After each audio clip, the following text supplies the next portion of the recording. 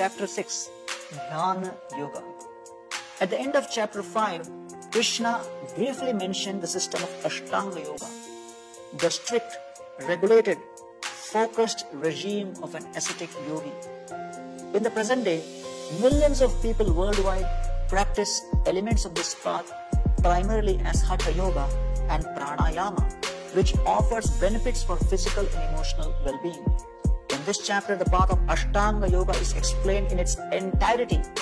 Essentially, Krishna's purpose in discussing the 8-stage path is simply to establish its impracticality for the purpose of self-realization and spiritual perfection.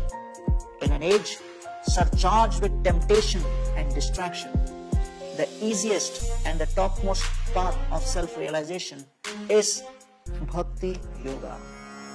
Bandhuratmatmanastasya yenatma evatmana jitam anatmanastu shatrutve vartetatmaiva shatruvat. For him who has conquered the mind is the best of friends. But for one who has failed to do so, his mind will remain the greatest enemy. E for enemy or friend. A for Ashtanga Yoga. S success and failure. Y yogi. Verses 1 to 9 take the theme of enemy or friend E. During our sojourn in this temporary world, we are perpetually accompanied by the voice within. Yes, we have all experienced it, the devil on one shoulder and the angel on the other, each giving their own choice to the confused person in between.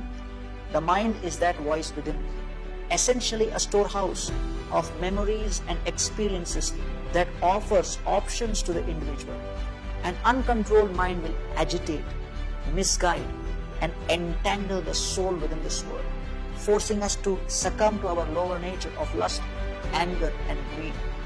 The controlled mind, on the other hand, acts as a friend on our spiritual journey, helping us to make progressive and healthy choices which bring us closer to God. When one controls and befriends the mind, one experiences tranquility, peace, and freedom from the duality of happiness and distress. The theme of verses 10 to 36 is Ashtanga Yoga A. One way to control the mind is through the process of Ashtanga Yoga, which includes Dhyana Yoga, the practice of meditation. Krishna explains the ancient path as it was practiced in the bygone ages. Living in seclusion, practicing celibacy, and under strict regulations of eating and sleeping, the yogi would sit in a perfectly erect pose, focusing his consciousness on the supersoul within. Despite mental and bodily distractions, the yogi would meditate in this way for many years, maintaining stillness and complete silence. Hearing about this strict discipline, Arjuna admits his amazement. This practice seems impractical and unendurable, he exclaims. To discipline the mind is more difficult than to control the raging wind. Krishna reasserts that disciplining the mind is essential, and that is possible through appropriate practice and detachment. The theme of verses 37 to 45 is success and failure, S.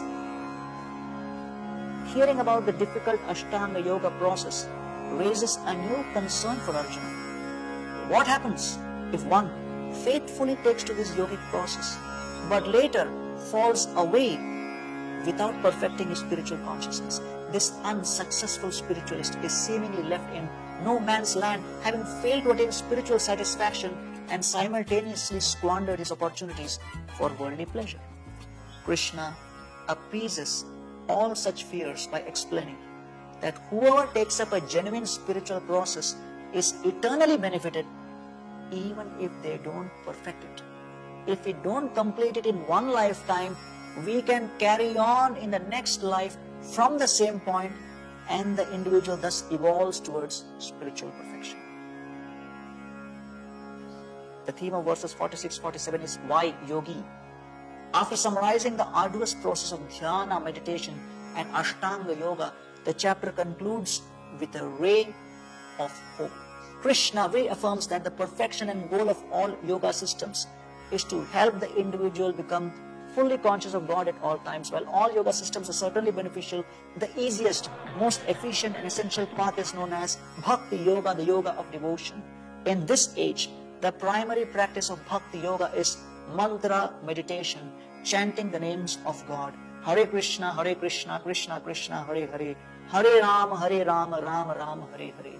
Through this process, any person from any background can attain spiritual perfection and experience all the benefits described in this chapter and elsewhere. Yoginam api sarvesham madgatenantaratmana shraddhavan bhajate yo mam same yukta tamo matah.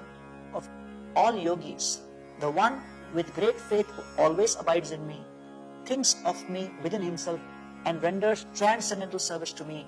He is the most intimately united me in yoga and is the highest of all.